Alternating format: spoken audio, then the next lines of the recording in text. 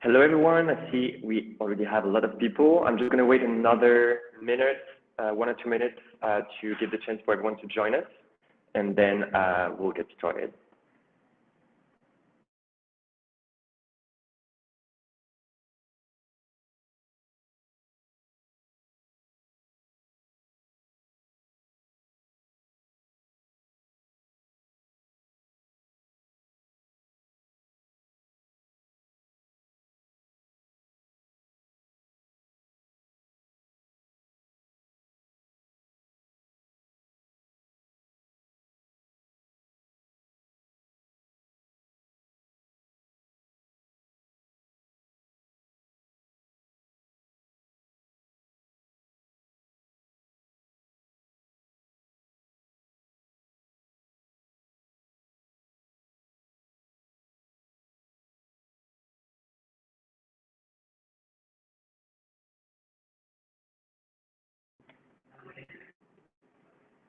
All right.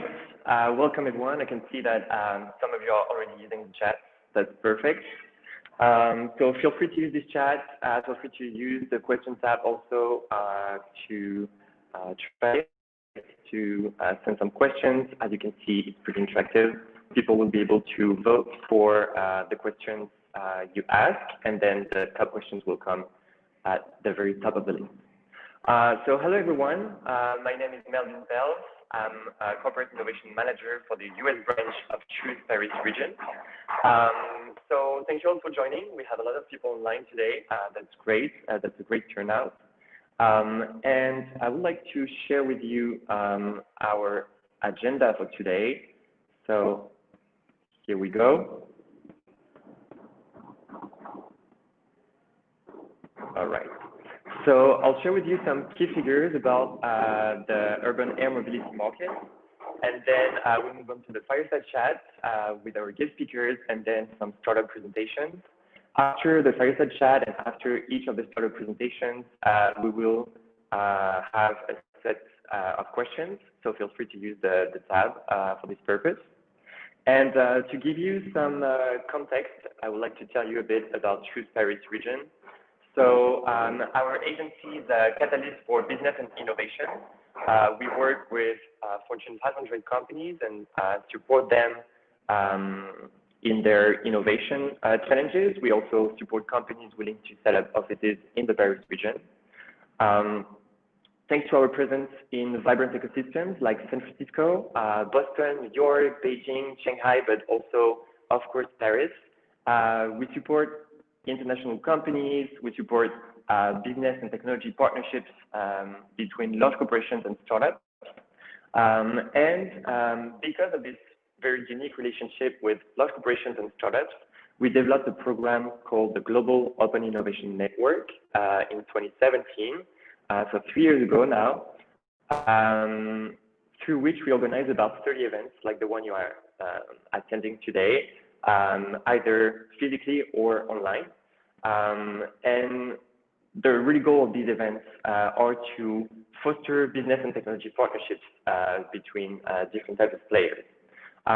We cover an array of technologies such as AI, robotics, big data, AR, VR, and also different types of sectors like mobility, logistics, or healthcare. So today we're going to talk about urban air mobility, and I would like to start with some key figures.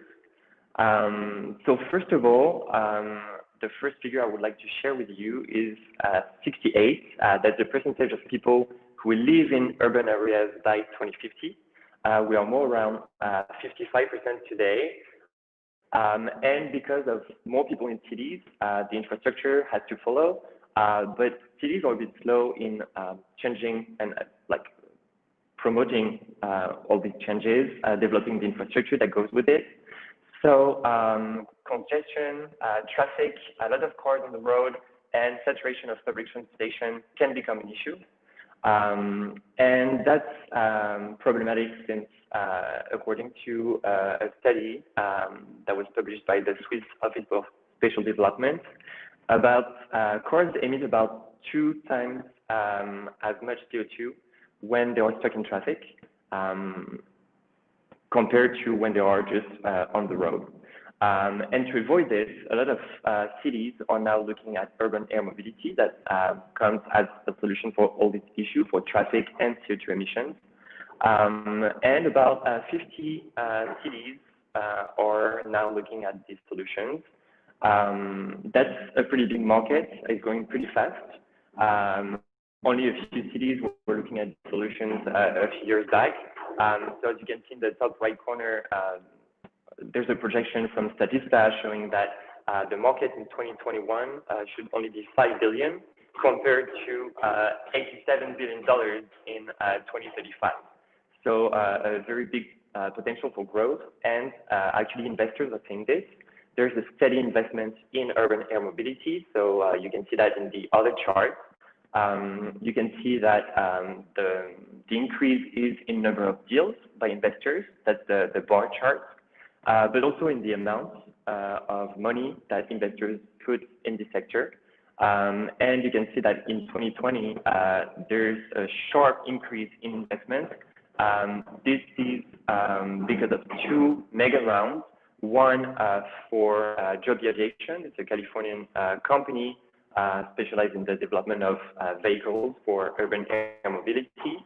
That raised about $500 million, I think, from different type of players. I don't have them in mind. And then the other mega round is Sillion, a German company, same around vehicles, and they raised this money from Tencent Holdings. But even though the market is growing really fast, there are still some key challenges around technology, infrastructure, around also policy, regulation, and public acceptance. And before concluding this introduction, I would like to share this market map that we developed by looking at companies that were in the market today.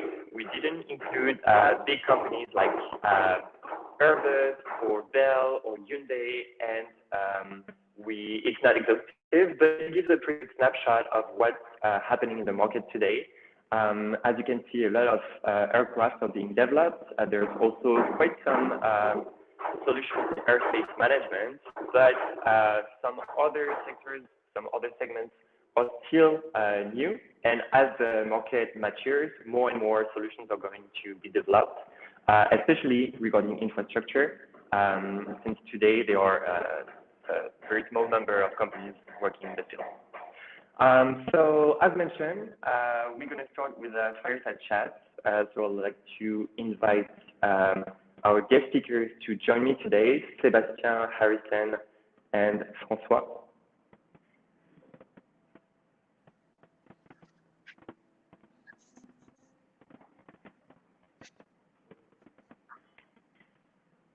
Hello all. Thanks for accepting our invitation. Very glad to have you today. And given the number of people connected online, I'm sure a lot of people want to hear what you have to say about urban air mobility. But before we start the questions, I would like to ask you maybe to introduce yourself, just a few words about your activities and the company you work for, just so people can put a name, a face on a name. So François, would you like to start? Sure.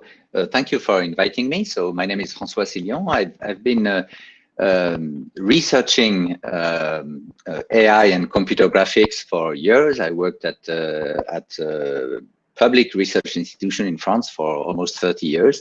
And I started last year the Advanced Technologies Center of Uber Elevate in Paris, in France. Thank you. Sébastien, would you like to go next? Yes. Hello, everyone. I'm Sébastien Couturier. Thank you for this opportunity. And I would like to express the fact that I heading the innovation department of Paris Airport, which is a company who operates not only the Charles de Gaulle Airport, but the three main airports in Paris, Paris-Orly and Paris-Le Bourget also. And we do also operate 25 airports throughout the world. So we try to have a global approach of this urban air mobility topic, not only for the Parisian region. And of course, urban air mobility has become one of the main verticals of our innovation program. Fantastic. So I guess I can finish this off here. So my name's Harrison Wolfe. I'm from Mountain View, California, near San Francisco. I work with the World Economic Forum. I lead our Emerging Technologies and Aviation group. And so, you know, we're really focused on advanced air mobility, everything from small drones to medium cargo and heavy lift to passenger transport, but really focused on the policy and governance challenges that society will face as the technology matures, but perhaps governments aren't quite ready to integrate that into the network. So I'm really excited to be here, and thank you very much for having me. Thank you. So I'd like to start with a question for François. Since Uber was a pioneer in urban air mobility, there's been a lot of noise around Uber Elevate. So I would like to ask you, where is Uber Elevate today, and to give some context to the people today. Okay, sure. Well, so as you know, Uber Elevate is a kind of almost a startup inside Uber, and so it started about 4 years ago. You mentioned the white paper that was published, and that started to share this vision.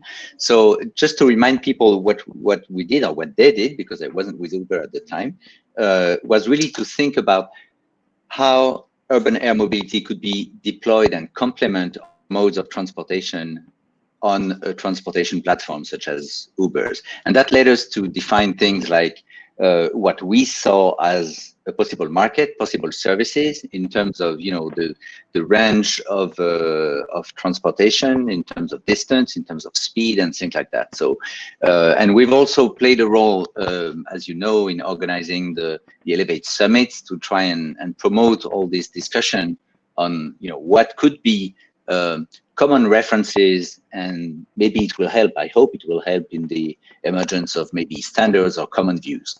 So what we're doing today, we're actually preparing the launch of a first commercial service. We've announced it for 2023, but you know, we are working with the initial markets of Dallas, Los Angeles, and Melbourne in Australia. So what we're doing is really trying to progress on all fronts with the vehicle partners, with the vehicle manufacturers. Of course, it's their duty to, you know, develop, certify, and make their aircraft fly. But we're still, you know, keeping very close contact, in particular, to investigate the very practical aspects of deployment in just a few years from now. So our teams are working on all aspects, ranging from advancing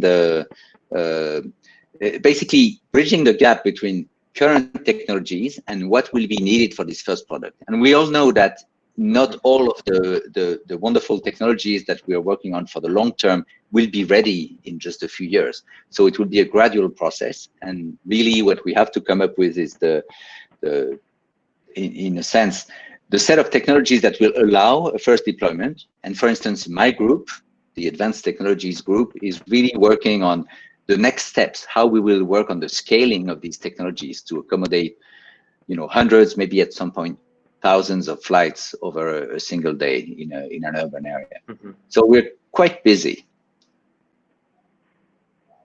Yeah, I can see that. I also had a pretty similar question for Sébastien. I wanted to know where you're at since on September 30th, and I know some people in the audience know about this. But I think it's great to talk about it. You launched an initiative with Truth Paris region, RATP, and Groupe ADP around the structuration of the urban air mobility sector in the Paris region. So could you tell us more about this initiative? Yes, absolutely. I think, as François mentioned, this approach wants to be, needs to be holistic. And what we try to achieve here is, first of all, was to gather the right stakeholders to launch something concrete in the Paris region. We needed not only the airport, of course, but other stakeholders, such as the Groupe RATP, who manage the subway system in the Parisian region, the buses, and who has a lot of data and has this expertise of urban transportation, which is very complementary from the airport industry perspective. So the first movement was to try to launch a strategic partnership with them, and say, and of course work with the Parisian region in order to identify what could be the opportunity. Because if we look at the Île-de-France region, the market is potentially huge. It's potentially huge in Europe, probably one of the biggest market in Europe. If you look at the configuration of Paris, it's a very it's a small city, very dense, and the distances in the Île-de-France region are not very far if we compare to other regions in Europe or in the US. So you have structurally some opportunity, and of course the traffic system. Even if you have a great metro and area system, public transport system, even with the pandemic, even with the lockdown, we have road congestion in the Île-de-France region. We have a forecast which shows that it's gonna be a mess in the next couple of years, and we are looking always for complementary solution to develop new mobility solution from the airport, because generally speaking, the journey between the airport and the city is very often put as one of the first use cases in this industry.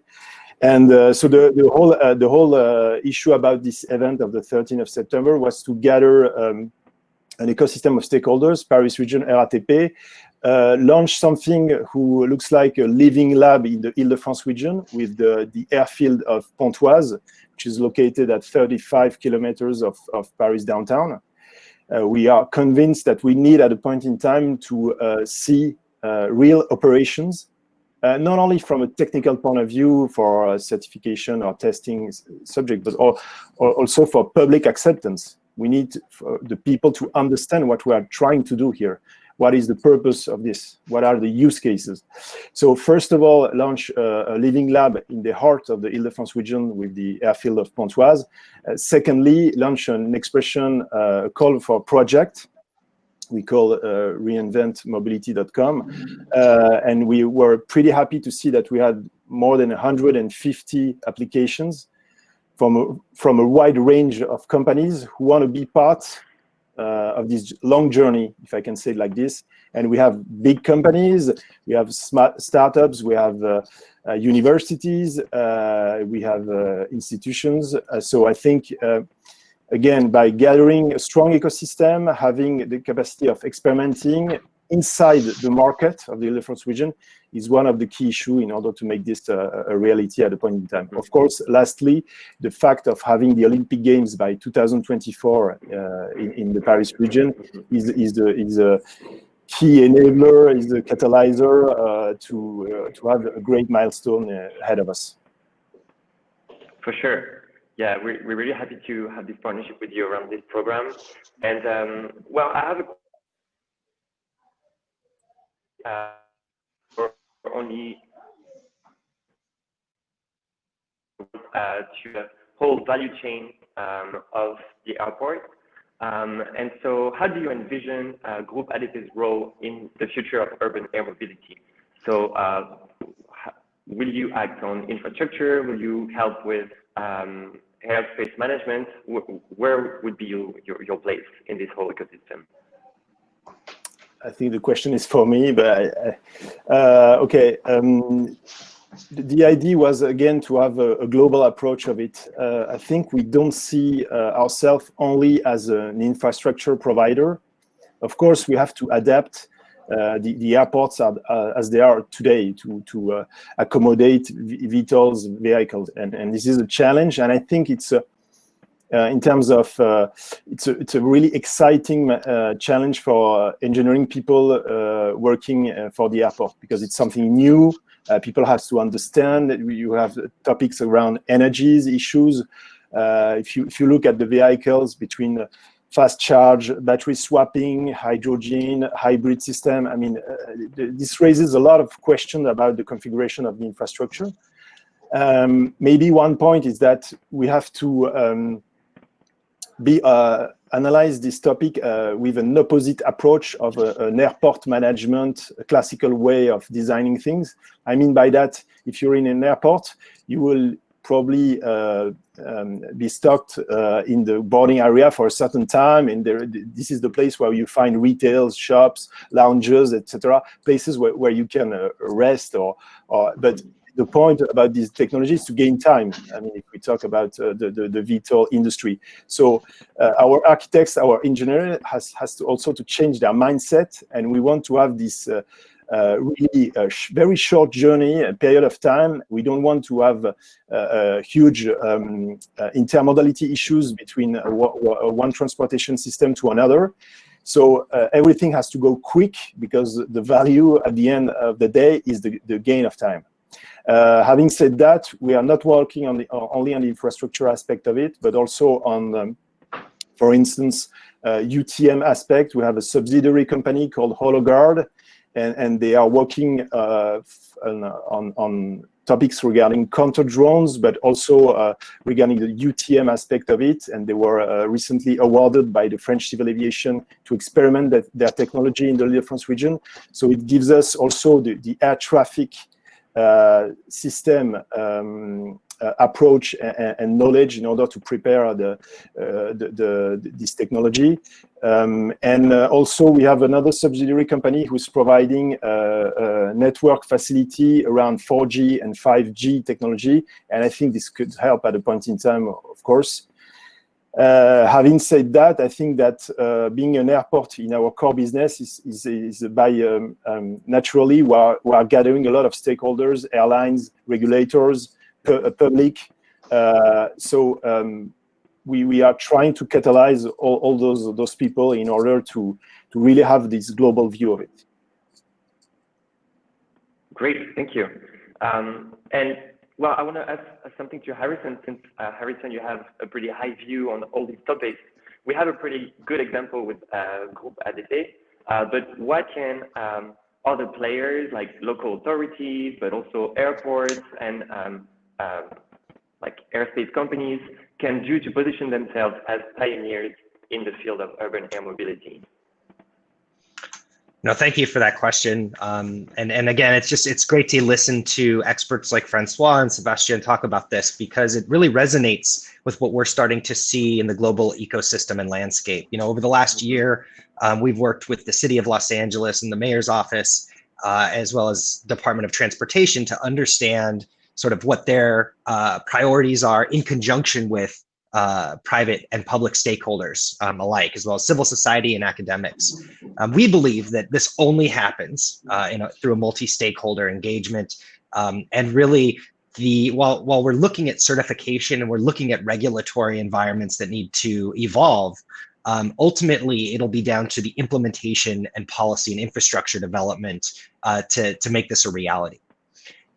So our focus over the last year has been to align private stakeholders and public stakeholders around similar principles, and we're very excited to have worked with Uber and as well as 50 other private organizations and stakeholders from throughout the City of Los Angeles and other cities to put together these principles that private and public stakeholders can align behind, to understand when we talk about what this looks like, that we're speaking sort of the same language of priorities. These principles were sustainability, low noise, encouraging local workforce development, safety, ensuring equity of access. So this doesn't just reinforce the inequalities that we've seen in some transportation modes, ensuring that this is multimodal in the way we connect systems. If this is competitive to mass transit, then it probably won't work. It must be complementary or supplementary.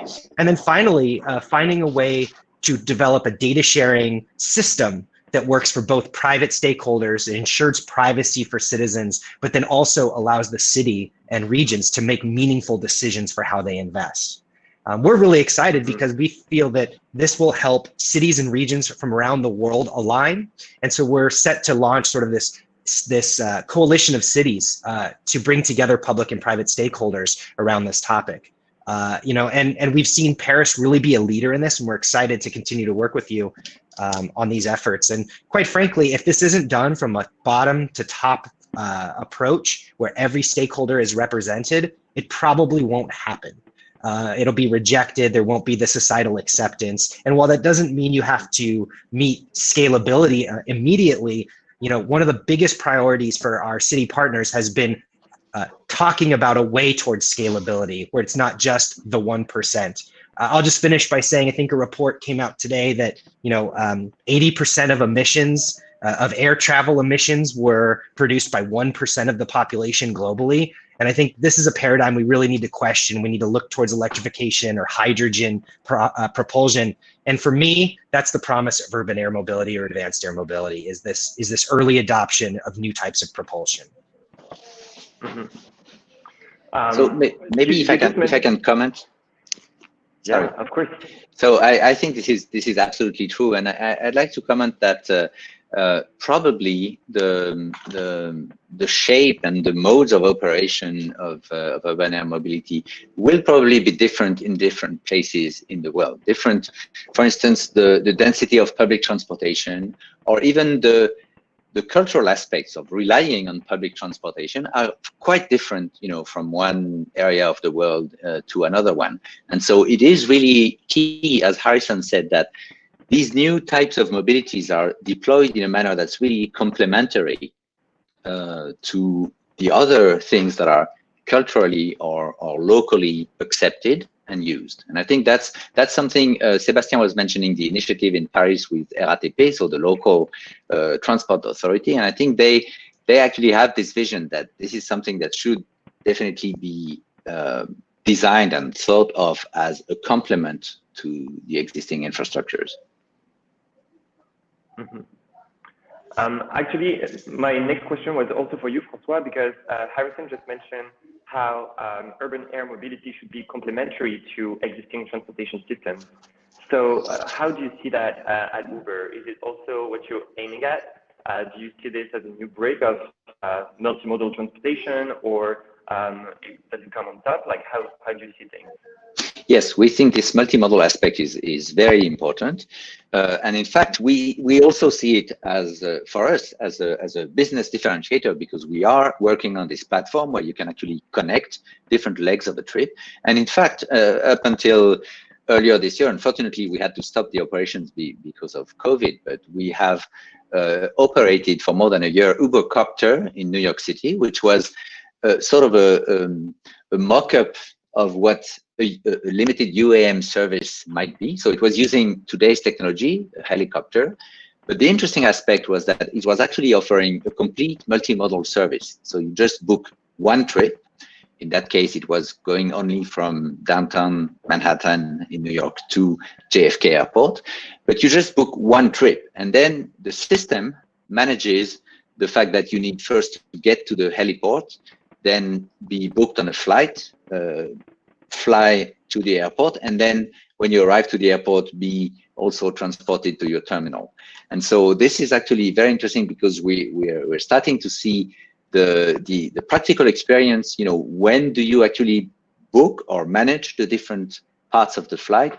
When can you pool people together, because you want also the flights to be efficient? So if you have aircraft with 3, 4, 5 people on board, you want to make sure that they're efficiently loaded. And also you start running into practical operations. How do you deal with the flux of requests, and how do you handle all the optimization that goes behind it, making sure aircraft are properly charged or refueled and things like that. So definitely we want to work on these mobility aspects, and we are working on it right now. And because you're already talking about all these aspects, I had a question in mind for Sébastien, because we're already talking about the concrete solutions. We already had some technology, but are we already advanced enough to be developing new infrastructure, or do you think it's too soon? Where do we stand in terms of maturity of the solutions to start planning, implementing some infrastructure and solutions around this? I come from a brick and mortar company. I come from an infrastructure company. So for us, 3 years, 4 years, 5 years, it's a very short-term period of time. So of course, for us, midterm goals are 15 years, sometimes 30 years for a long-term vision. So I mean by that, we are seeing the industry moving very fast. Of course, vehicle providers. We spoke about the event of the 30th of September. We were happy to have with us Volocopter and see the achievement of some companies, some credible companies in Europe. And we better prepare ourselves to handle those vehicles, and not only the vehicles, but what is working around the vehicles. Passenger journey in terms of safety, security, luggage issue, energy, etc., etc. So it's for us, we are already on the critical roadmap to be ready for the Olympic Games. If we want to do it seriously, we better start very soon. We need to understand, we need to challenge, and we have some figures today from provided by the various vehicle providers, but we need to challenge them into real situation.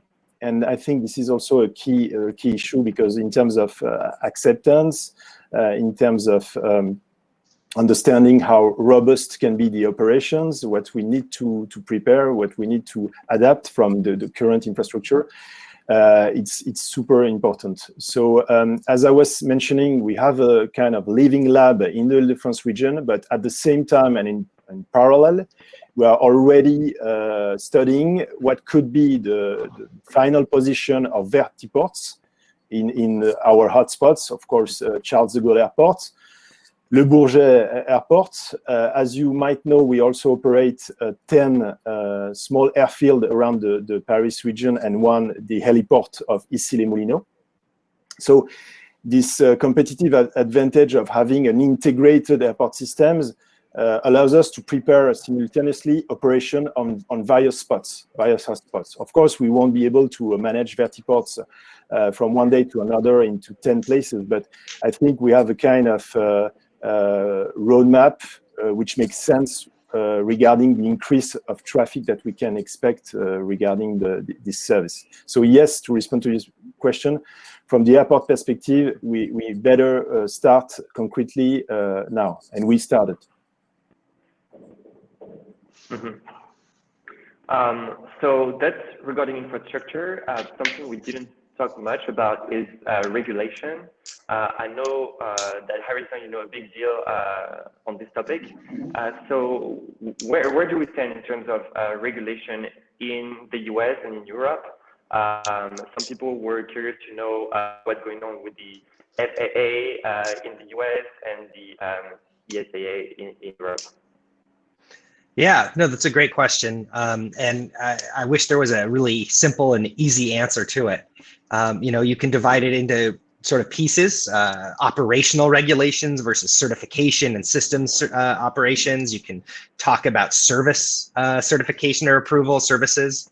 But I think what it really, there's two major trends we're seeing. One is that regulators really understand the need to accelerate certification and adoption of these systems. They're convinced. In every conversation I have had with the regulator, they understand that this is something that needs to happen. And so we've seen things like, you know, rewriting previous certifications that allow for a more streamlined approach or a more performance-based approach, so that you can move away from, you know, fixed wing versus rotorcraft and actually see hybrid vehicles take to the sky.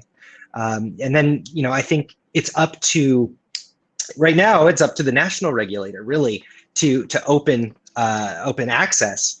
But I believe strongly that, you know, while we don't want a patchwork of regulations, we will begin to see regional, subnational entities begin to look at what their role is in this airspace in regulation. And whether that's just through licensing and permitting on the ground, whether that's structural permitting, or whether that's you know, taking some responsibility over usage in the sky. In Los Angeles, there's a strong belief that, you know, the Department of Transportation has a stewardship role to play here. And I think that, you know, that's not necessarily wrong. It'll just be complicated, but maybe a way to access and open the sky in a way that's more acceptable to the citizenry than exists today, where it's just a national regulator.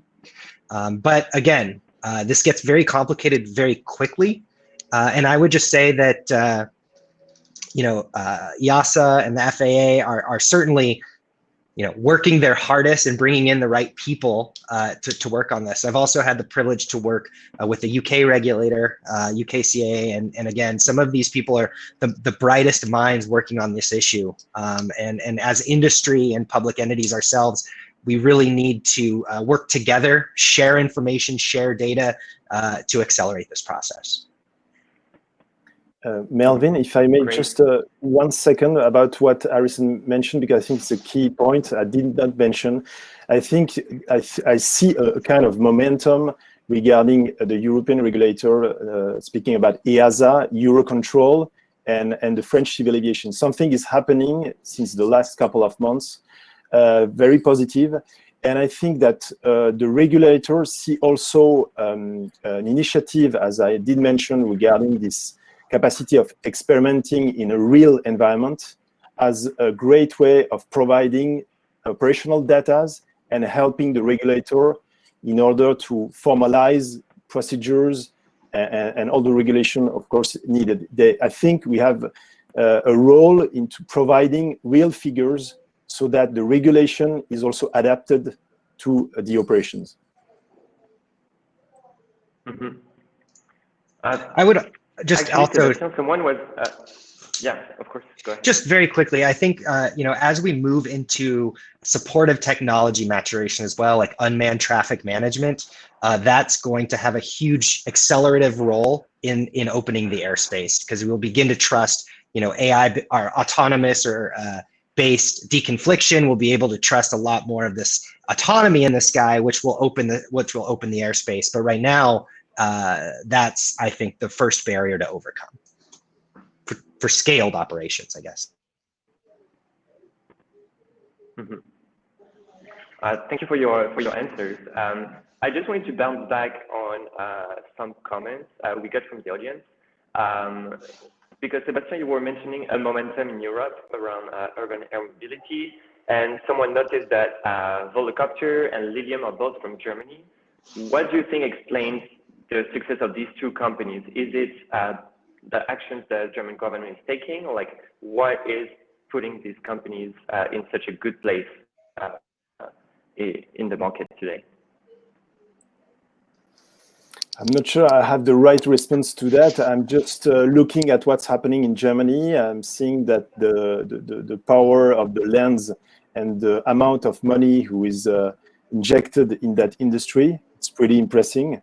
So I imagine that it has also an impact and gives opportunity to for the entrepreneurs who are working on this topic.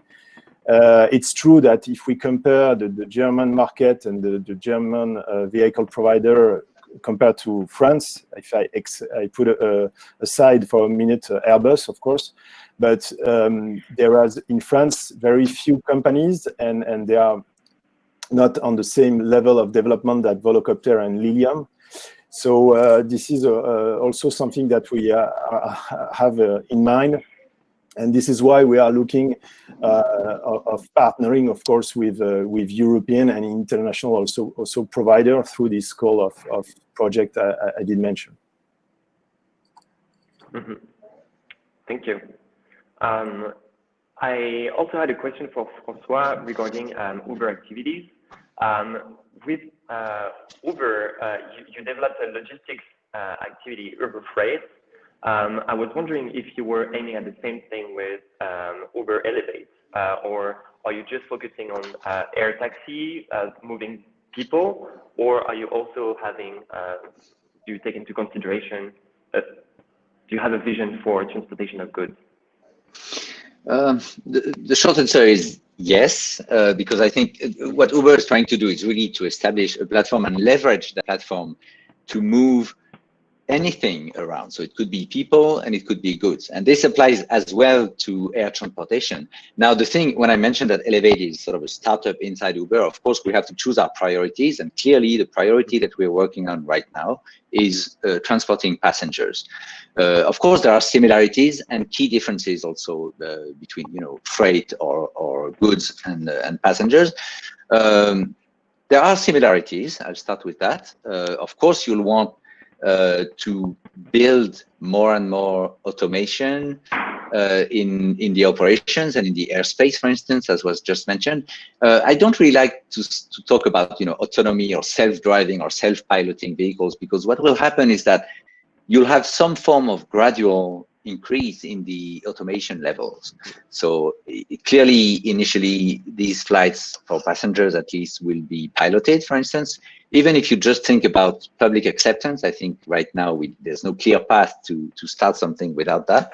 And then we can think of simplified vehicle operations. We can think about supervision in the vehicle or maybe remotely. We can think of supervision of multiple vehicles by several operators. So there's a variety of things, but I don't think things will be totally unsupervised. That's why I don't really like the idea of the wording of autonomous machines. Now, if you look at transportation of goods, for instance, it's likely that some of the parameters of the global operations, the way you optimize your operations, will be different. Passengers typically want to gain time. Maybe they have a flight to catch at Charles de Gaulle, or they really, time is key. It can be the case also for logistics sometimes, but not always. And so this opens actually new interesting possibilities to maybe optimize the global use of the network, to use the capacity for passengers at certain times and for goods at other times, or things like that. So I'm sorry it took a bit, maybe a bit long to answer. The short answer is yes, I think there's potential, and there's no reason we would not consider it. But right now we're more focused on passenger. Thank you for your answer. You didn't take too much time. That's perfect. That was very interesting. And I noticed you were already answering a question from the audience. I'd like to move on to this question. We have a bunch of interesting questions. Someone was asking about public acceptance. So I think you might all have answers. So the person was asking, has there been studies of public acceptance? And what are the results? What strategies do you plan to employ to increase public confidence in air taxis? So it's up to you guys. François, I think you can start. Well, about the studies, what I can say is that it's something that's actually ongoing, because of course this is very important. And I don't know, I think Harrison mentioned that all this cannot happen just because there's technology. It will happen only if people, if cities, if citizens want it. And so one thing is to absolutely reduce all of the possible annoyance to people. Think of noise, for instance. But one thing is also to make sure that it's actually inclusive, so that it's not something only for the super rich people, for instance, or only for the people who go to the airports, because some people don't use airports, and still there might be an interesting use case. So I think it's important to develop this view and see how these services can be offered in a way that suits the local population, governments, and so on. So this is a key aspect. In terms of studies, we actually, for instance, with my group in Paris, we sponsor a research chair at École Polytechnique, and this is one of the aspects that they're studying right now. Using, of course, we're talking about things that do not exist today. Even when you speak about noise or the service that will be offered, it's very difficult to see how people will react, because you cannot really show it to them. So that's why it involves a lot of work to perform these studies and try to understand how people will react and maybe steer the services. But I think probably Sébastien, with coming from this airport background, they have a long history of dealing with public acceptance, so they might be more advanced. Yeah, thank you, François. One of the core business of an airport is the public acceptance topic, of course.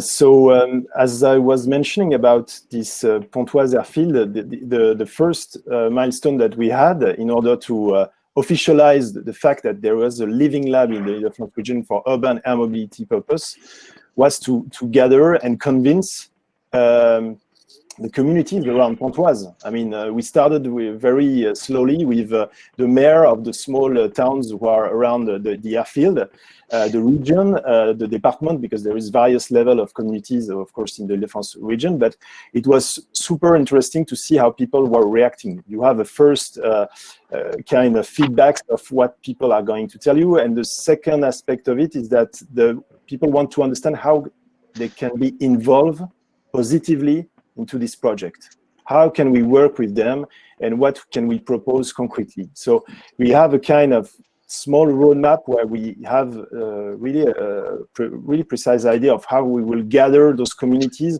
and try to make them react or propose them to add inputs into the use cases. But this is one of the topics. I'm sure people have use cases in mind. Are we able to crack them? It doesn't have to be always on passenger purpose. It can be on logistic issues. Of course, it can be on medical issues, but there is various topics.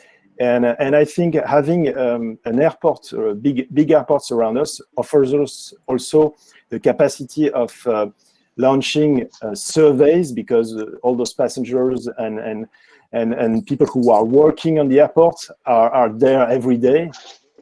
And we have also this opportunity to see how people react on site. If I can, we have them really on site. So we did launch already some surveys to understand what were the first needs. If people were afraid, how they will react. Of course, in terms of age, in terms of business travelers, tourism, etc. We're able to have this pretty wide picture of the needs. And again, I think we have to now go into more operations and testing period to challenge all this. And again, I think the capacity of gathering the communities to show what is the purpose of all this, what are the concrete use cases, will be a key aspect of it. Mm-hmm. Thank you for all your input. Unfortunately, I think we're running out of time, so we have to stop here. I know we have a bunch of great questions. Hopefully, you'll get some answers, maybe with the presentation we're going to get. But I would like to thank you again, Harrison, Sébastien, and François, for joining us today. That was great. I'm sure everyone got a lot of great answers to all the questions they may have on the topic. Thank you. Thanks. Bye-bye. Thank you. So we're going to move on to the, thank you. I'm going to move on to the startup presentations. So first up, we have Duncan Walker, founder and CEO of Skyports, that would like to invite to join me on stage. Thank you. Hi, Duncan. Hi, can you hear me all right? Yeah, perfect. So let you share your screen. I'm going to go off stage and leave you the floor. Good. So being first, I get the pleasure of making sure the technology works. Hopefully that works okay. So thanks very much for the opportunity. So I'm Duncan Walker, the founder and chief executive of Skyports. I'll give you a quick 5 minutes on who we are and what we do, and hopefully try and answer some of the questions that have been raised along the way. Skyports is an infrastructure company. We build vertiports to land cargo and passenger air vehicles in multiple places around the world. We're lucky to have Groupe ADP amongst our shareholders and members of the board. So we get the benefit of their great experience, as well as Deutsche Bahn, Icelandair Aviation, which is the family office that founded Ryanair and owns another number of other airlines, and some venture capital. What we do is end-to-end vertiport acquisition, design, build, and management. So finding sites in cities, working with city administrations and landlords, working through the regulatory aspects, getting them permitted and constructed, and then moving towards permanent operations. To answer one of the questions that's been raised, there are, of course, multiple vehicle manufacturers out there. They have a number of different operating parameters, different safety cases, different ground handling requirements, and we spend a lot of time working with those leading vehicle manufacturers to understand all of the technical bits and pieces, and also the things like customer journey, route to market, where they want to be, when they want to be there. Excuse me, Duncan, sorry to interrupt you. Apparently, we can see that you are in presenter mode. Do you think you can share your screen? You can share the presentation full screen? Some people were commenting on the chat. It was on my computer, so if it wasn't then I'm afraid the answer is no. Is that any better? That's already better. Yeah, we can see it more clearly. Thank you. Okay, no problem. So yes, spend a lot of time with the vehicle manufacturers, understanding where they want to be, when they want to be there, and trying to drive out some of the technical performance requirements, safety cases around the ground handling.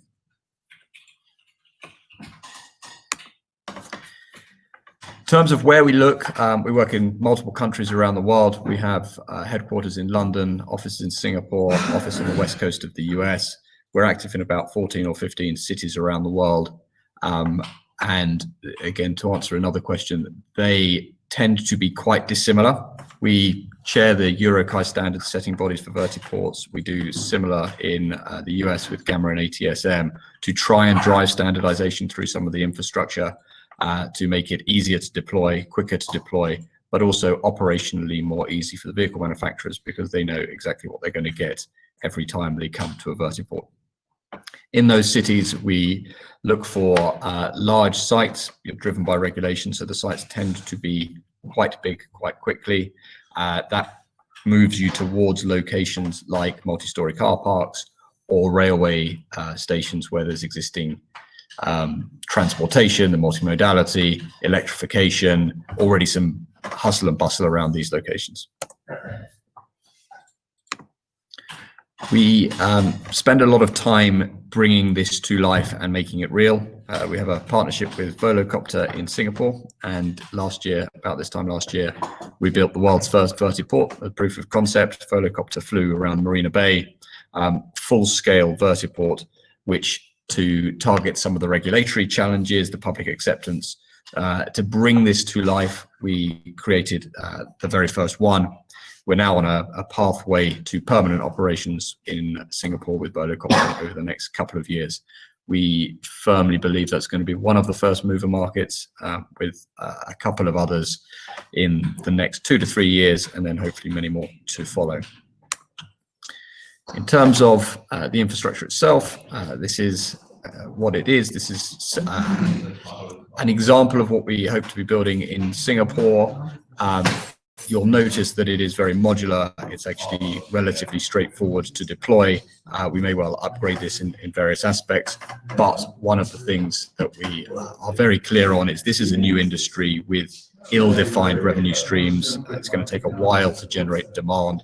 So unlike an airport, which is a 15, 20-year payback, we want these initial vertiports to be much more rapidly deployable, much lower cost to help the whole industry get going and at a price point that is accessible to everybody. So whistle stop tour through what we do and who we are. Hopefully answered a couple of the questions. Very happy to answer any more. Great, thank you, Duncan, for the presentation. We have a fair amount of questions. So someone is asking, Olivier is asking, can you tell us more on how you can deploy vertiports in a historic city such as Paris or London? I know you mentioned some train stations, for example. It might not be possible in such historic cities. So how do you see things there? Yeah, it's a good question. And the more historic the city, generally the more challenging it is to do. It tends to be very dense, historic buildings, which are relatively smaller floor plate to some of the equivalent buildings that you'll see in somewhere like Singapore or Los Angeles. And that makes it a challenge. Often the prize is also the biggest, of course, because the ground infrastructure is very old. The tubes in London are over 100 years old. But there are natural locations which can work reasonably well. For instance, rivers, London and Paris both share that benefit, but it's not easy. And I think that will actually drive where some of these first mover cities are. Somewhere like Singapore, which whilst a small island actually has fair availability of land, or other American cities, which are much more dispersed, some in Australia as well, they tend to be a little easier to site vertiports. And I think that will drive who wins the race to first mover, and subsequently cities like Paris and London might catch up when there's more defined benefits to the population.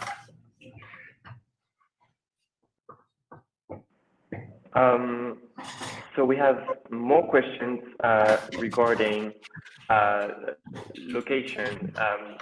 Where would be, like, how central can we expect locations to be in cities? Does it really depend on infrastructure, or do you have plans on really being at the center of cities? Like, given what we talked about with the panel, what would be the most central location people can expect to see a vertiport in? Sure. I mean, I don't think the central location is the defining factor for success of AAM, but I do think it is one of the key factors. I mean, we spend a lot of energy trying to get those central locations first, because they're scarce, because they're challenging, but predominantly because that's where the biggest drivers of demand are. That's where the congestion is. That's where people need to get to. That's where goods need to get to. So for this to be a significant benefit to cities in helping with congestion, pollution, being in the heart of downtown is one of our key focuses. And it's not infeasible at all. Actually, if you consider Los Angeles, there are a number of very large buildings downtown. If you consider Singapore, it has similar attributes. Somewhere like Melbourne or Sydney tend to be quite new, but quite large buildings. So in those kind of new world locations, it's going to be much easier than it is for London or Paris, which has got those much smaller, much more historic buildings. Mm-hmm. Someone was suggesting you might be interested in floating barges on the river in historic cities, for example. That could be an interesting spot. Is it something you consider? Like, yes, they tend to lose steam quite quickly. So London, actually, Battersea Heliport is over the river, but it's not floating. It's actually built out into the river. You can put a single landing pad in the river without too many logistical problems, even on tidal rivers. When you get to scaled vertiports that are operationally efficient and actually driving the level of throughput that this kind of industry needs and wants, it becomes much more difficult because the space take is much bigger. So wouldn't rule it out, particularly for early operations, but I doubt it's going to be prolific for long-term operations in multiple places. Great. Well, I think we have to stop here. There are a lot of interesting questions, so maybe I'll let you answer them directly in the tab. Thank you very much, Duncan. Thanks, Melvin. And I'm sure people can reach out to you if they have more questions or if they want to discuss about the future of Skyports. Of course. Thank you. Thank you. Next up, I would like to invite Brent Claver from Anra Technologies to join me, please.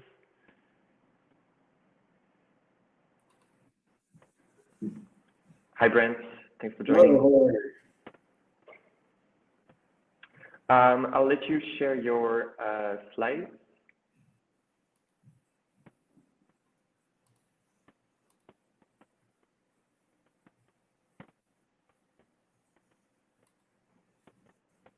Great.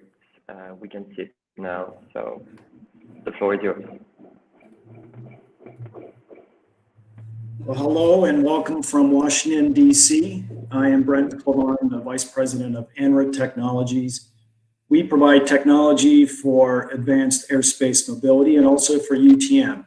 And we're one of the few companies that can claim that we've been in the UTM space since its founding and inception in 2015. We were pleased to be part of the NASA effort that launched the UTM Research and Test Initiative, and we've been a partner of NASA for ever since, working in that space. And since in the last 2 years, we've been involved in urban air mobility or advanced air mobility. We have a family of products, and it's all software, and the software is built around the core feature, which we call Smart Skies CTR. And that provides the ability for us to manage airspace for autonomous systems, regardless of the size of the system. It can be a small drone, it can be a cargo carrying aircraft or a passenger carrying aircraft. And this is the same platform that we've used with our UTM efforts globally and also with our advanced air mobility projects globally.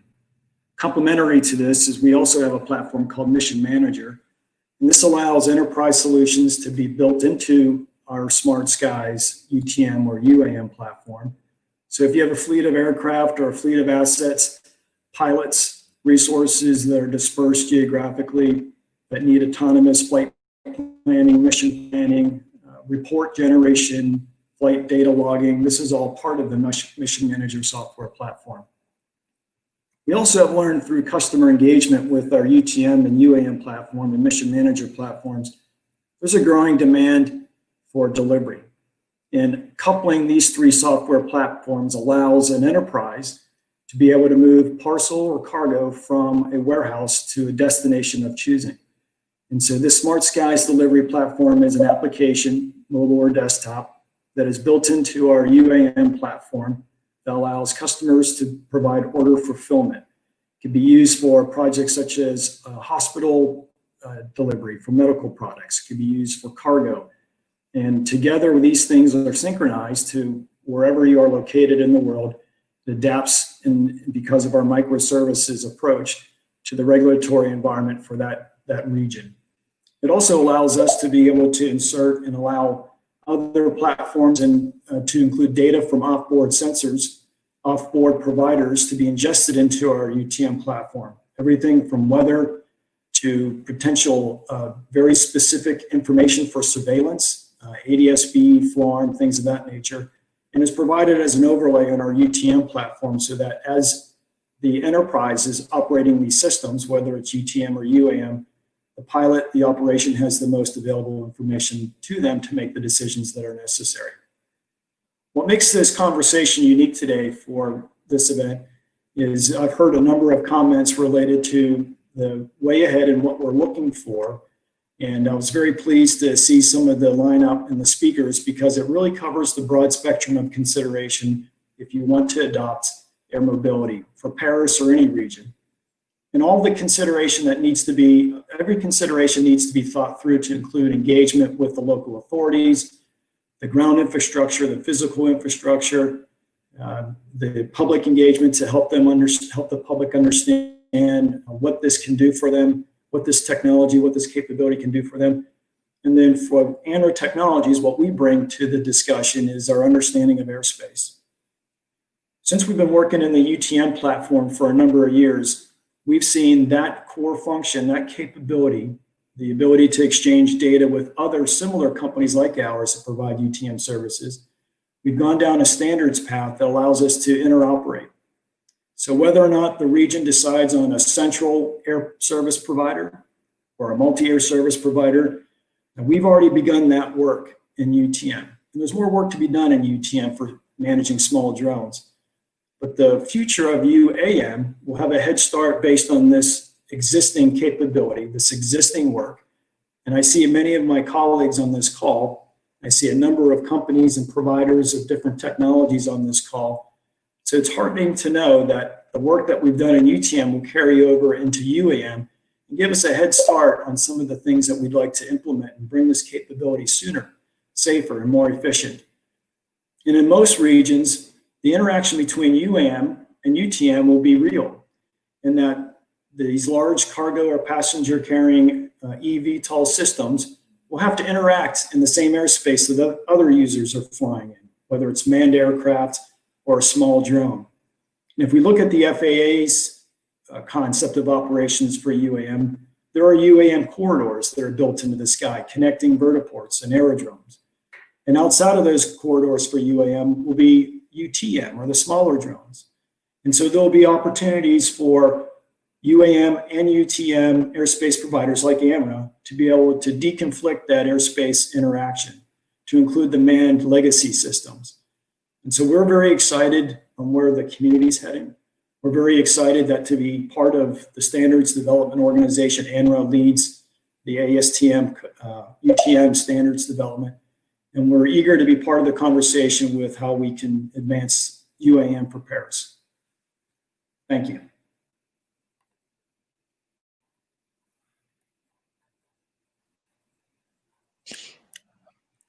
Hi, Brent. Thank you. Melvin has some connection issues, so I'm just going to ask the questions here until he comes back. Thank you for your presentation. A few questions here. I'll start with this one. When using your platform, who has ownership and access to the data collected?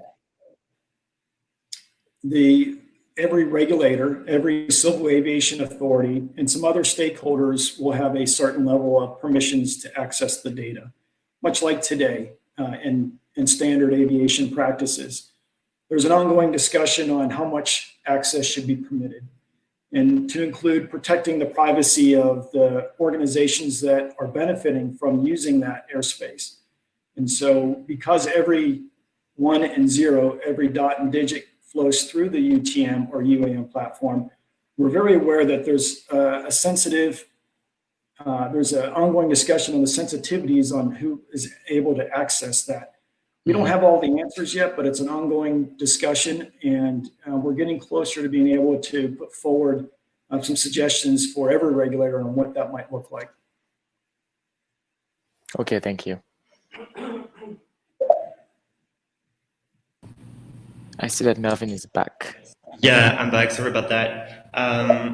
So let me look at the questions here. We have some interesting ones. Well, maybe you have answered and I missed it, but someone was asking, does your solution that focuses on commercial drone operations also works for passenger drones and manned aircrafts like we talked about earlier? Yes.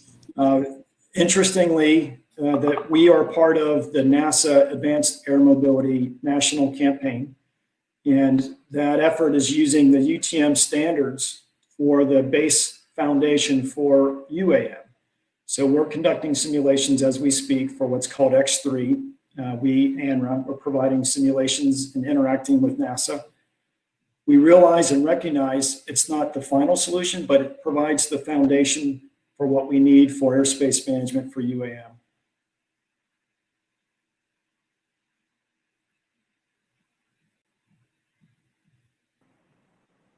Thank you.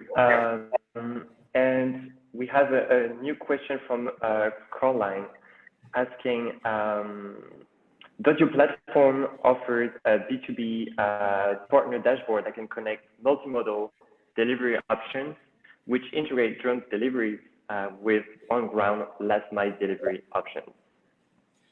Yeah, that's an interesting question. We get that quite a bit. The UTM and UAM airspace management vision is they are not providing certain levels of interaction between aircraft to aircraft or V2V. That's most likely going to be left to the aircraft manufacturer and the operator of those systems.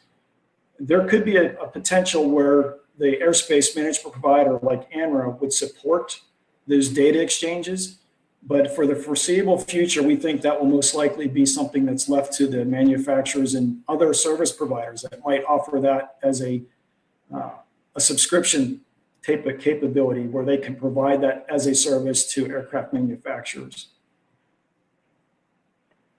Mm-hmm. Thank you for that. Well, I think I see for the questions. So I'll just, I think we're gonna move on for now. So you shared your contact information. Thank you very much for the presentation. And we'll share your contact with people interested in getting in touch. Thank you, Brent. Next up, we have Fabien. I would like to invite you to join me on stage. Fabien is the VP for Global Affairs at Volocopter. Thank you for being with us, Fabien. I'll let you share your presentation. Sure, thanks. I hope everyone can hear me all right. now. Yes, perfect. So let me share the screen. I love seeing all the home offices around the world.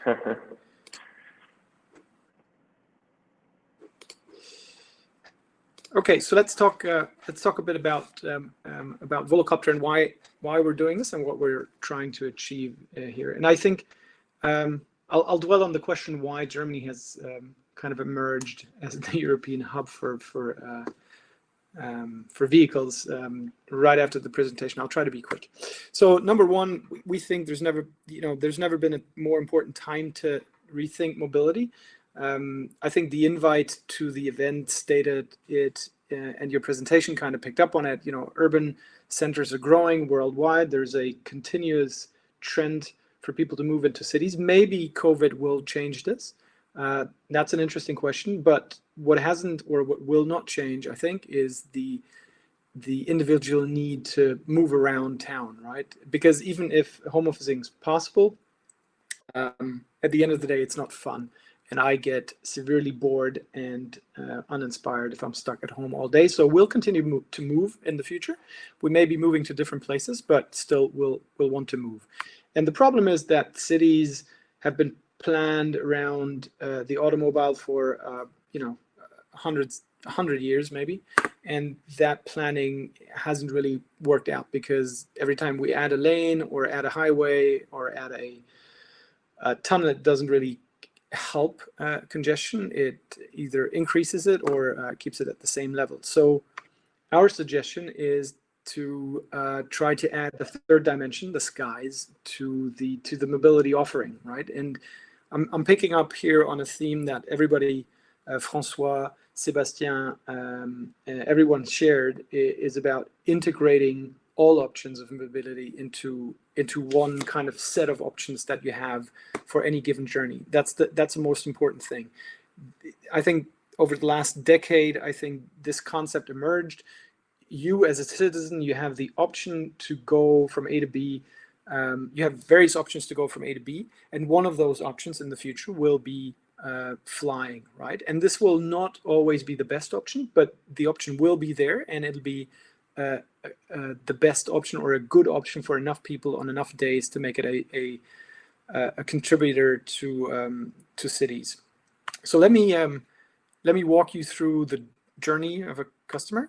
I'll have the video play in the background here. This is footage from last year's flight around the Marina Bay in Singapore that Duncan kindly mentioned.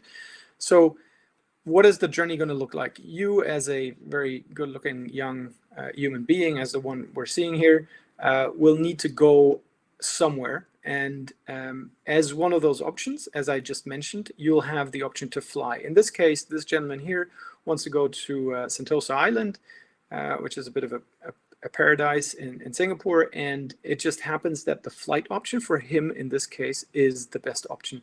So he jumps on a Grab taxi, or he can walk or go on an e-scooter. He will need to get to the Voloport to begin with, where he will check in, as we're seeing him do here.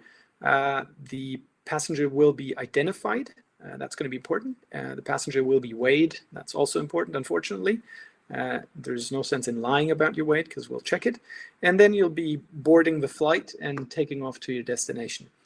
At the destination, of course, there'll be another vertiport waiting for you where you'll, kind of disembark the aircraft and move on in your journey. Again, you'll walk, bike, run, scooter, car, whatever you want to go, bus, metro.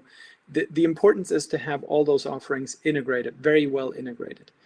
And then once you arrive, you're very happy. You will likely not always be on the beach.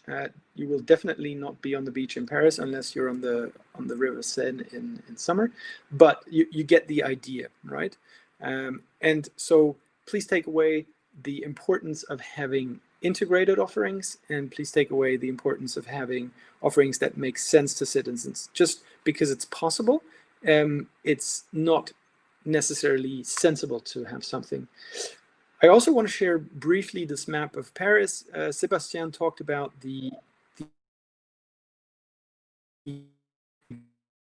that there is today for around Paris. The tools you see are circles that represent a 15 and 30 kilometer range from the middle of Paris. So let's say Cathédrale Notre Dame, for instance.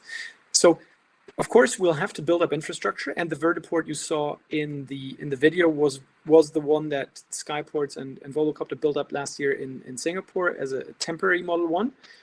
But in the beginning, we can also try and use existing infrastructure.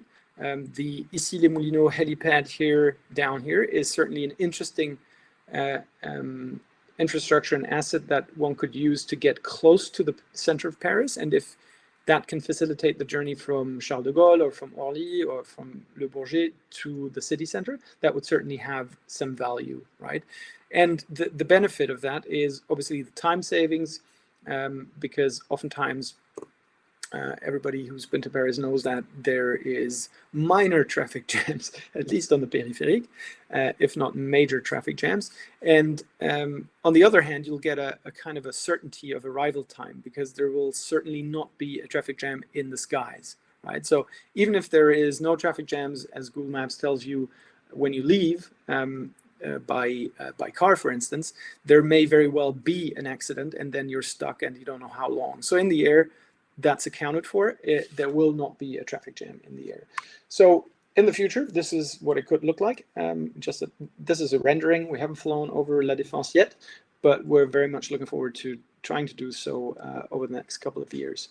Just to highlight, Volocopter is one of the few vehicle manufacturers that is in the certification process with EASA, the European Aviation Safety Agency. So we have engaged in that process. That process takes several years. We're aiming to have that done by the end of 2022, beginning of 23. We cannot control the certification timeline. That's up for EASA to decide, but we believe we're well on track to do that. So with that, we'll be one of the first vehicle manufacturers to have a certified aircraft, and with that, we'll be able to launch commercial UAM services super early. Thank you. Thank you very much, Fabien. We have a question, a great question from Jen asking, have you managed to crack the cost of flight problem? That was my quick or is ride sharing? And then because I'm not hearing anything, I'll try to reply to the question as to why there's 2 aircraft manufacturers coming from Germany. I'm going to go on a limb and say this is nothing to do with governmental aid or subsidies.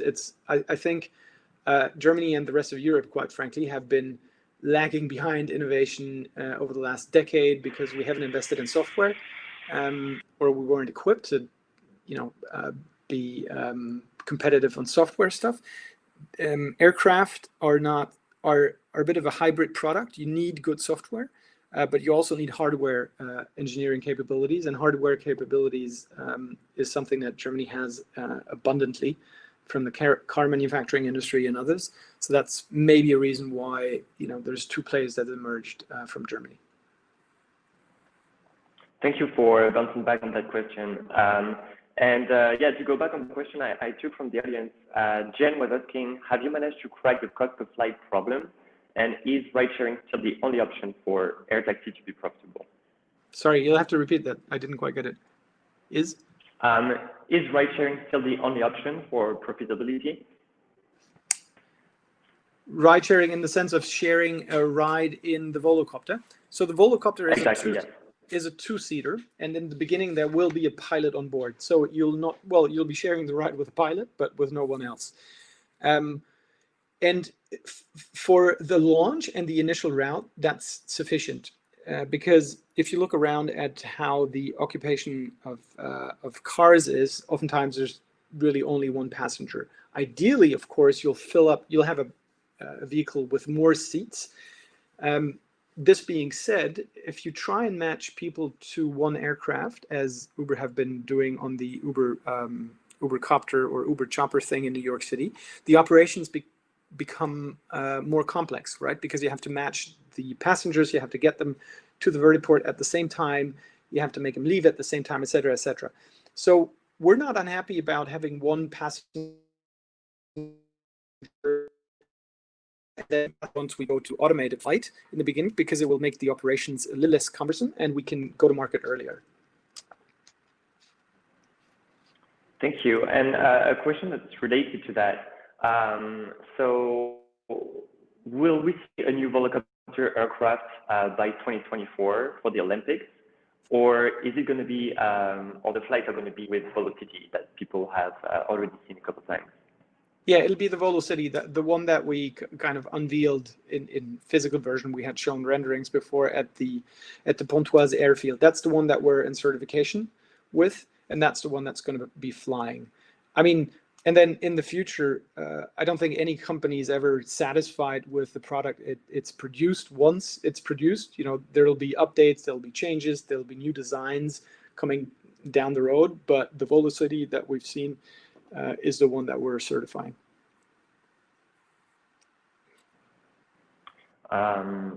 Thank you.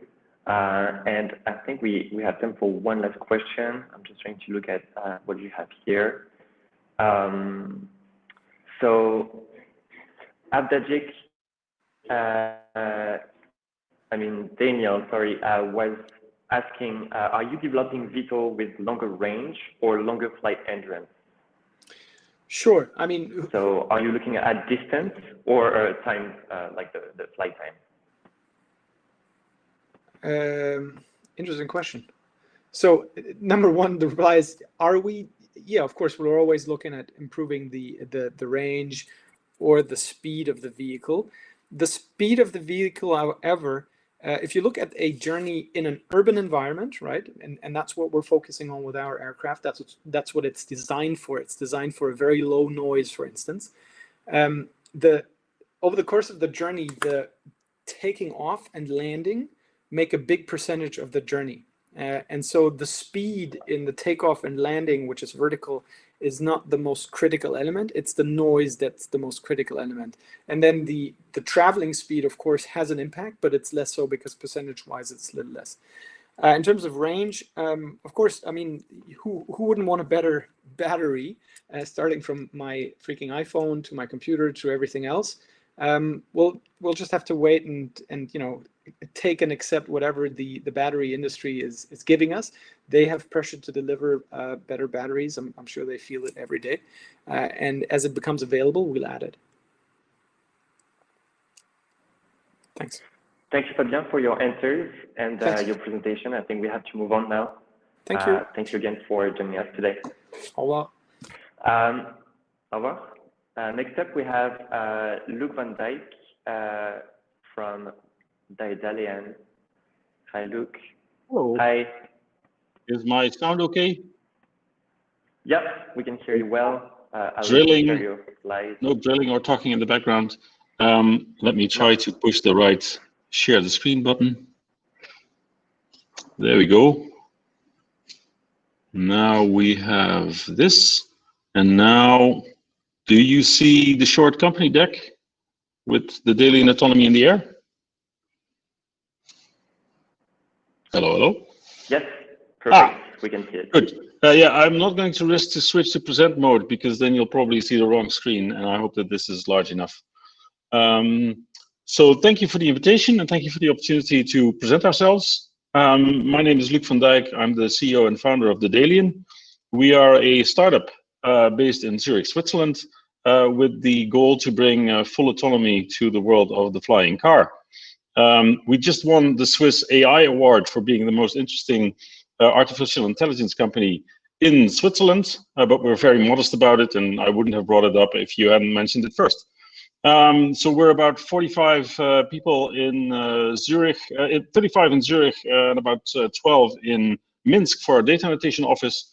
We have a very strong academic, but also piloting background in our staff. And the reason we exist is really because I saw a lot of eVTOL companies spring into existence around 2016. And so after that, we saw that it's not just the eVTOLs, but also aerospace today. So when you hear that flying is safe, people are talking about the big airliners. If you look at anything smaller than 19 seats, then you see that there's actually a lot of headroom for safety in the air. And it's actually as dangerous as riding a motorcycle. then there's a fundamental structural shortage of people with a commercial pilot license. And obviously the pandemic has made a dent in that, but the underlying problem exists and will bounce back.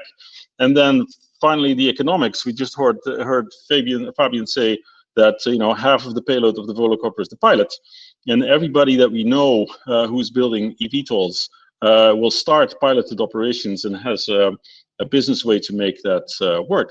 But everybody knows in the end, you can't waste half or a quarter of your vehicle on a human that does things that should be automatic. So what we've done, we started in the range where humans learn to fly, which is visual conditions. So in visual meteorological conditions, humans fly in visual flight rules, and we decided to make a system that can outperform the human on all the tasks that he or she performs in flight systematically and in a measurable way. So we have a system that uses visual cameras to mimic these human functions. They fall into three categories. It's basically, where am I?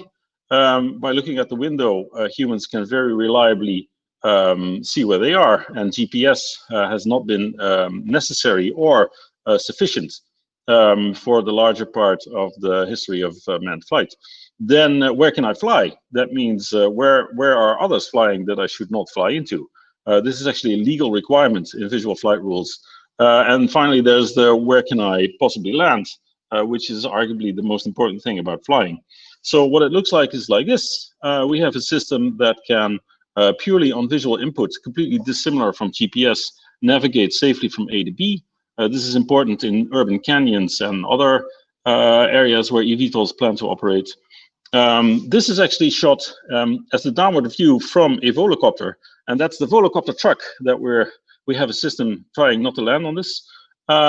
This is an airport not too far from here. Actually, Harrison will get a kick out of this. We just did 20 touchdowns in the airport next to where the WEF is going to be organized next year. So the system, clearly competes with the human capability to make a judgment call on whether you can land there, yes or no. So this also makes, there's currently about 65 airports in the world where you can do a Category 3 landing all the way to touchdown. With our system, you can routinely land everywhere where a human pilot can land. And finally, this is also very close to the website. We can do the visual detect and avoid much better than a human could, because we can look in all directions at the same time and see things that are really small.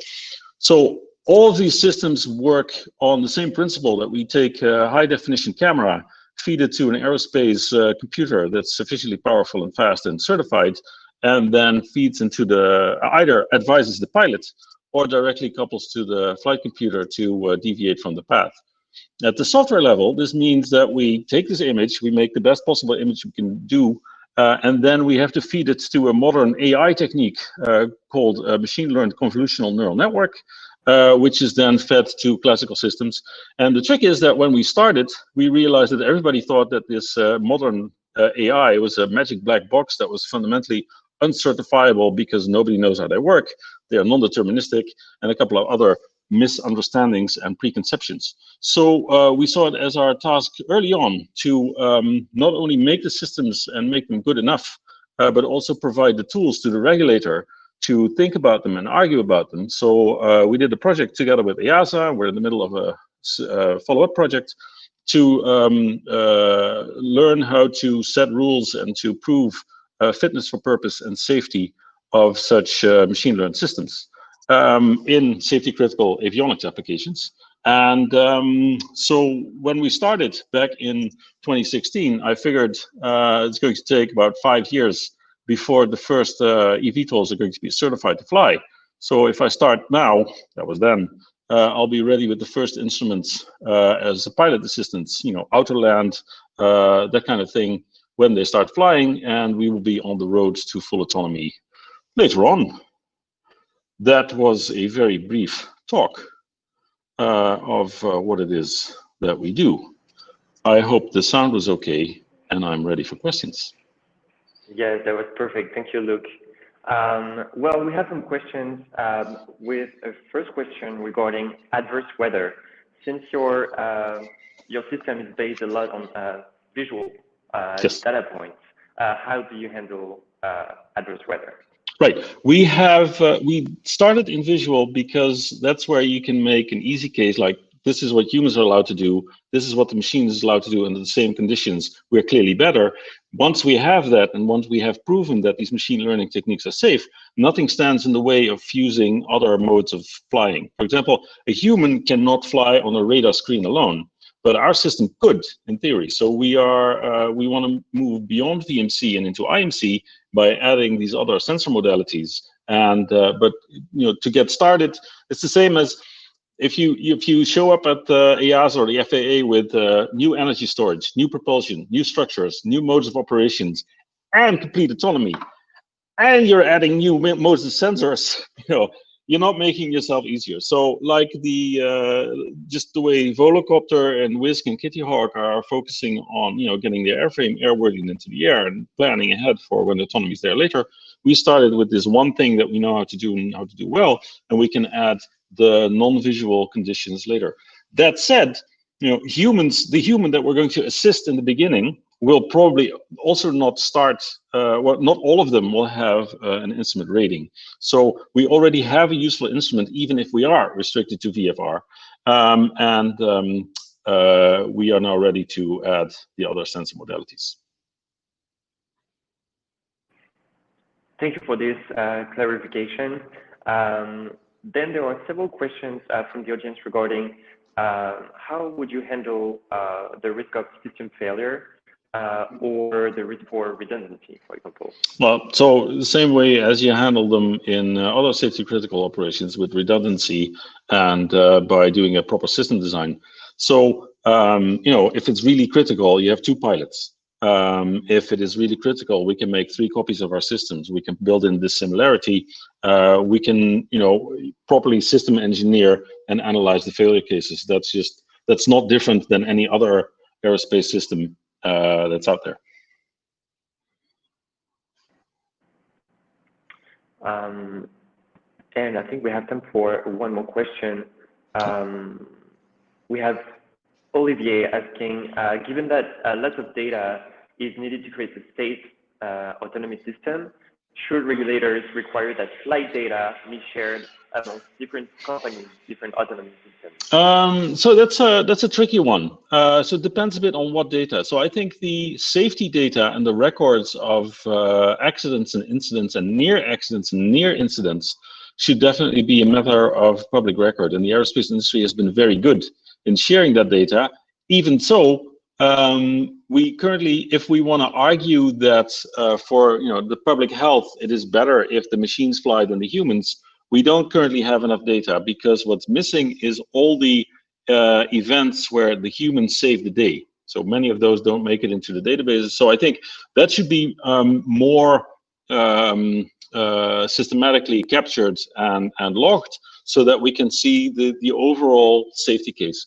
For the specific data to make your system fly, so that's a huge investment. So we've gathered terabytes and terabytes of data, and it's expensive to gather this. If I would be forced to share this with my competitors, I would go like, yeah, no. So I think it depends a bit on which data we are arguing about, but. So you see this in the mobile in the car industry, that the party who has the biggest data and knows to handle it best, is probably going to be the winner. So I wouldn't want the regulator to step in and just mess up that whole market dynamic. At the same time, I think that when it comes to proving safety, the regulator has the obligation to gather that data, and everybody who exposes the public to risks, be it as the passenger on board or be it by flying over them, should be forced to prove to the public and to the regulator that it's safe. And that data should be public.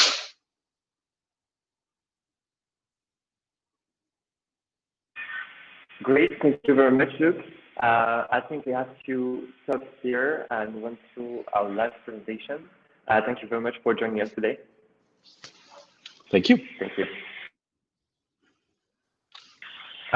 Next up, we have Brent Hayden, founder and CEO of Robotic Skies. Thank you for joining us, Brent. Great to be here. Thank you very much. I want to thank you, Melvin, and thank Choose Paris Region for inviting me to talk today about our company.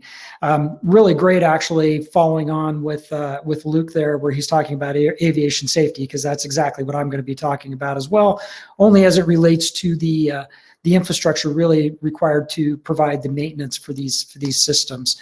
I'm again Brad Hayden. I'm the founder and CEO of Robotic Skies. I'm going to talk a little bit about our company today. We are a global marketplace that offers aviation grade repair and maintenance for high-end enterprise drone as well as urban air mobility aircraft. We've built a maintenance ecosystem that provides the technical and the regulatory expertise to support next generation autonomous and remotely piloted aircraft, which enables operators to scale quickly and effectively. The problem every OEM and operator face is how to repair and maintain their large, complex, and increasingly regulated aircraft in the field, primarily because creating and implementing such a maintenance program can be both expensive and time-consuming. First, you need a centralized global solution to maintain quality and consistency across all your repairs.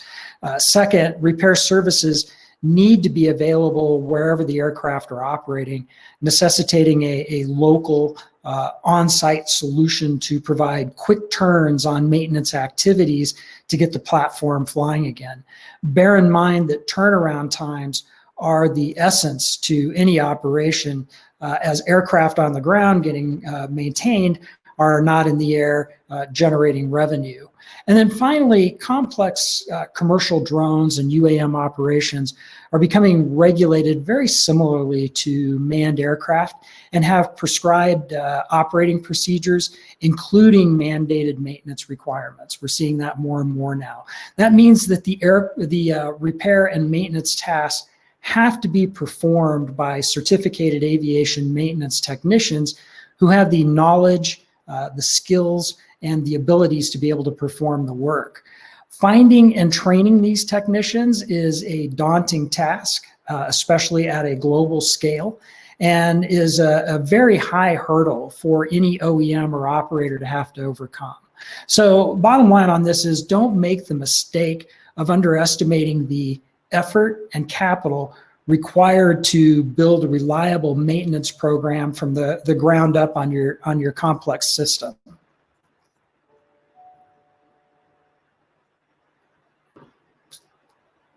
Sorry.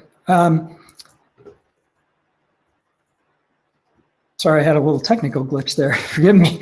The solution to this problem then is Robotic Skies and our global marketplace of aviation certified technicians.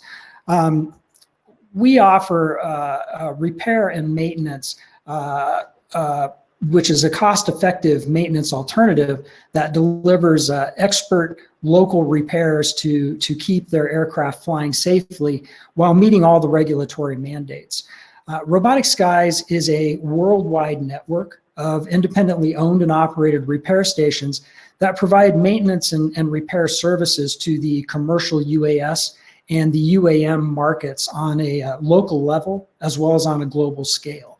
These repair stations in our marketplace are already qualified and certified to maintain manned aircraft ranging from small fixed-wing planes to helicopters to business jets, making them more than capable of repairing any unmanned or UAM vehicle. Our customer onboarding process is simple yet comprehensive. Robotic Skies contracts directly with the OEMs and operators and then works with them to develop all the aspects of their support program. We then in turn provide training to our local service center technicians in our network so they become qualified through us to maintain these systems. So once the OEM is onboarded through this process, we can then manage their maintenance program in the field on an ongoing basis. So the results of this is a solution that provides a quick, cost-effective, and regulatory compliant program that can easily scale with our customers' requirements and keeps their airplanes flying and generating revenue. So over the last 6 years, Robotic Skies has created a network comprised of over 200 independently owned and operated repair stations in over 40 countries, specifically to service the emerging commercial UAS and UAM market on a global scale. We continue to aggressively expand our network around the world to meet customer demands, providing maximum regional scalability and flexibility to our customers' operations. Robotic Skies manages all of the maintenance processes for our customers, including service interactions, workflows, asset tracking, documentation, and quote approvals. And our proprietary software stack supports this entire model. Repair customers stay within the Robotic Skies ecosystem from the first phase of the job to the last, which creates a consistent user experience that scales across all of our repair stations in our network. Our software actually incorporates our own unique unmanned repair experience and workflows, and at the same time is also supported by decades of aerospace best practices and procedures. We're a venture-backed company, and to date, we've raised capital from many well-known VCs, as well as a round led by Boeing's Horizon X. Our investors are incredibly supportive of our disruptive approach, and through their portfolios have expertise in areas ranging from aerospace to software to transportation to machine learning. And we're currently looking for new investors who can bring additional expertise to the table as we're moving quickly to close our latest funding round. So that is a very quick overview. Sorry to rush through that so quickly. Wanted to be sensitive to time here, but the quick overview of Robotic Skies and our maintenance ecosystem. If you're interested in learning more about us, please contact me, Brad at roboticskies.com. Thanks again for your time, and I look forward to your questions if we actually have time to do that. Great, thanks so much, Brad, for being so mindful about the timing. That's perfect. Sure. Yeah, we have time for questions. So someone in the audience was asking, is it a hurdle for you, is the regulation in general in the different places you operate in a hurdle for you, given the different aspects of maintenance you have to take care of? Sure. Yeah, that's a great question. Well, that's exactly why we have, this is another important aspect to having local maintenance, is that our service centers are already familiar with the regulations for manned aviation within their specific area. And of course, as the unmanned and UAM regulations start to take hold, they'll be very well versed in those as well. Again, they're certified by every one of their local aviation authority to work on manned aircraft today. Keeping up with the regulations is a big part of their job.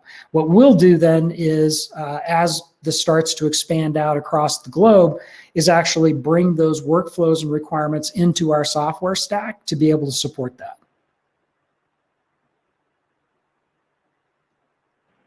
Thank you. And then we have another question. I'm not familiar with it, so I'll let you clarify for our audience maybe. How do you plan to cope with the SMS maintenance aspect of urban air mobility? That's a great question. We have, of course, you know, when you look at SMS, your safety management system, you're talking about really a quality management system on steroids is the way I like to think about it. And quality management, SMS is very much built into what we are building into our software stack. We've already built into our software stack and will continue to refine. So it's all about identifying when you have what your processes are, what your workflows are, and making sure that your technicians are appropriately trained on the make, model of aircraft that they're working on. Once you have all that established, then going through the workflows, if you actually run into some kind of an issue, you have a quality issue, then you basically fix the workflow. And that's really, at the end of the day, what this is all about for the SMS is reporting on issues, and then how you're going to address those issues and mitigate those issues in the future. Great. Thank you very much, Brad. I think we have to stop here. Thank you for your presentation and your time. Thanks for having me. So before we, thanks so much. So before we finish here, I would like to share just a few elements with the audience. Yes, just this. So that was our Urban Air Mobility Tech meeting. We will have a similar event next month around the energy transition.